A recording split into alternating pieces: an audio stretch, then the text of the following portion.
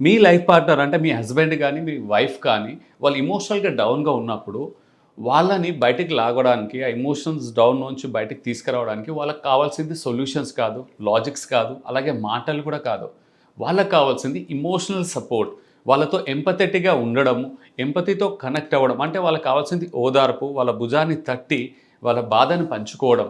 అవి negative emotions ఏదీని వాళ్ళకున్న negative ఎమోషన్సే కాదు, ఈవెన్ వాళ్ళు సంతోషంగా ఉన్నప్పుడు కూడా వాళ్ళకి కావాల్సింది ఆ ఎమోషనల్ కనెక్టే.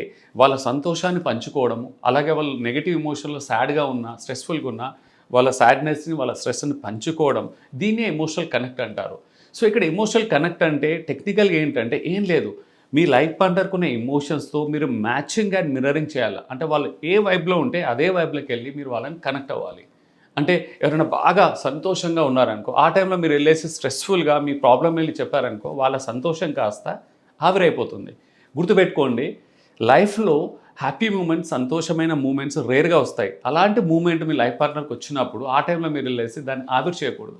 ఆ సంతోషాన్ని పంచుకోండి. మీ దగ్గర ఏమైనా స్ట్రెస్‌ఫుల్ ఏదైనా అప్డేట్ ఉన్నా, మీరు స్ట్రెస్‌ఫుల్‌గా ఉన్నా, అప్పుడు వాళ్ళకి చూయించాల్సింది మ్యాచింగ్ అండ్ మిర్రరింగ్. ఆ సంతోషాన్ని కూడా పంచుకోవాలి, సెలబ్రేట్ చేయాలి, కంగ్రాచ్యులేట్ చెప్పాలి. అలాగే నెగెటివ్ ఎమోషన్స్ ఉన్నప్పుడు కూడా మీరు సంతోషంగా ఉన్నప్పుడు వెళ్ళి మీ సంతోషాన్ని పంచుకోకూడదు.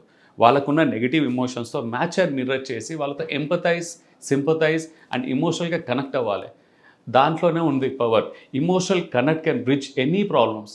భార్యాభర్తల మధ్యలో ఎన్ని విభేదాలున్నా, ఎన్ని మనస్పర్ధలున్నా, ఎంత కంపాటబిలిటీ ఇష్యూస్ ఉన్నా, అలైన్‌మెంట్ ఇష్యూస్ ఉన్నా వాళ్ళిద్దరు ఎమోషనల్‌గా కనెక్ట్ అయినప్పుడు మాత్రం అన్నీ కూడా చిన్నగా అయిపోతాయి. లేదంటే ఇంత పెద్ద మెటీరియల్‌కి సపోర్ట్ ఇచ్చిన మీరు, అంటే మీరు మెటీరియల్‌గా ఎంత ప్రొవైడ్ చేసినా, సపోర్ట్ చేసినా అవన్నీ చిన్నగా అయిపోతాయి ఎమోషనల్ కనెక్ట్ లేనప్పుడు.